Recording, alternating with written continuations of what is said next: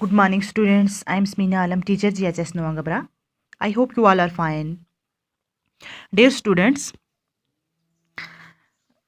जैसा कि आप जानते हैं कि फोर्थ पैराग्राफ जो हमने द मर्चेंट ऑफ वेनिस का देखा, तो इसमें हमने कहा कि अब मुकदमा जो होता है वो अदालत तक पहुंच जाता है। अब पोर्शिया लड़ने के लिए आती है इसका केस किसका, बसानियों का। तो अब हम देखेंगे इसके फिफ्थ पैराग्राफ में क्या क्या। Portia look around the court and saw on one side Antonio and Bassanio and their friends, on the other side stood Shylock quite alone, sharpening a knife. Portia began by arguing in favor of Shylock and said that he indeed had a right to his pound of flesh. At the same time, in a moving speech, she appealed to Shylock to show mercy to Antonio and not to claim the penalty. But this appeal had no effect on the Jew. He insisted upon the pound of flesh which was due to him according to the pound. Why then, Antonio, said Portia, you must prepare your bosom for the knife. And while Shylock was sharpening a knife with great eagerness to cut the pound of flesh, Portia said to Antonio, have you anything to say? Antonio, with a calm resignation, replied that he had little to say, and that he had prepared his mind for death. Then he said to Bassanio, give me your hand. Bassanio, fare you well. Grieve you not.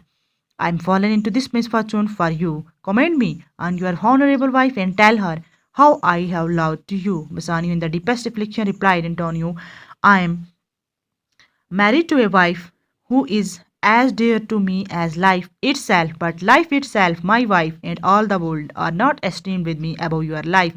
I would lose all, I would sacrifice all to this devil here to deliver you. Shylock now cried out impatiently. Well, trifled, I pronounced the sentence. Portia asked if the scales were ready to match the flesh, and she said to the Jew, Shylock, you must have some surgeon by lest he should bleed to death. तो अब मैं इसका translation आपको बताऊंगी। Portia अदालत की चारों तरफ नज़र दौड़ाई। एक तरफ एंटोनियो, बसानियो और उसके कुछ दोस्त, और दूसरी तरफ शैलॉक बिल्कुल अकेला खड़ा था, एक चाकू की दहार तेज़ कर रहा था। पोर्शिया ने शैलॉक के हक में दिली करते हुए बोलना शुरू किया। एंटोनियो के पाउंड ऑफ गोश्त जो था, ये फ्लैश था, बेशक उसका शैलॉक का हक है। उसी वक्त एक जज्बाती तकरीर में शैलॉक से अपील की कि वो एंटोनियो के लिए रहम दिखाए और उसे जुर्माने का दावा ना करे, लेकिन इस अपील का यहूदी पर कोई असर नहीं पड़ता है। वो गोश्त का एक पाउंड हासिल करने की जिद करता रहा जो अहदनामे के मुताबिक उसकी तरफ बकाया था। तो फिर पोर्शिया ने कहा एंटोनियो से, तब मैं तुम्हें अपना चाकू के लिए तैयार कर अपना सीना चाकू के लिए तैयार करना। और जिस दौरान शैलाक गोश्त का पाउंड काटने के लिए ये लंबा चाकू तेज़ कर रहा था, तो पोर्शिया ने एंटोनियो से कहा, क्या तुम्हें कुछ कहना है?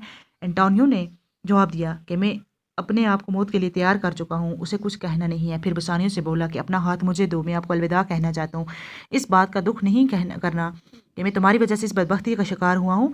मैं अपनी काबिल एहतराम बीवी के सामने मेरी तारीफ़ करना और उसे बताना कि मैं तुमसे कितना प्यार करता हूँ। बसानियों गहरे दुख से जवाब देता है कि मेरी शादी ऐसी बीवी से हुई है जो मुझे अपनी ज़िंदगी की जितनी प्यारी है, लेकिन खुद मेरी ज़िंदगी, मेरी बीवी और पूरी दुनिया मेरे लिए तुम्हारी ज़िंदगी से बढ़कर है। मैं अपना सब कुछ गंवा दूंगा तुम्हें बचाने के लिए, यहाँ इस शैतान के सामने अपना सब कुछ नछावर कर दूंगा। शैलाक अब बेचैनी से चला उठा, हम अपना वक्त बर्बाद कर रहे हैं, मैं आपसे इल्तजा करता हूँ कि फ़ैसला सुना दिया जाए। पोर्शिया ने पूछा कि गोश्त का टुकड़ा तोलने के लिए तराजू लाया है? उसने यहूदी ने कहा कि तुम्हारे साथ कोई डॉक्टर होना चाहिए, क्योंकि कहीं ऐसा ना हो कि खून बहने की वजह से एंटोनी की मौत हो जाए। तो ये था हमारा fifth paragraph.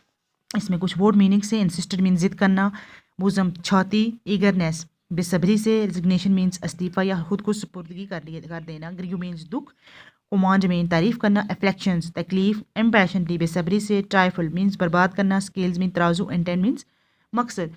I hope everybody has got it. Thanks, अल्लाह हाफिज़, टेक केयर।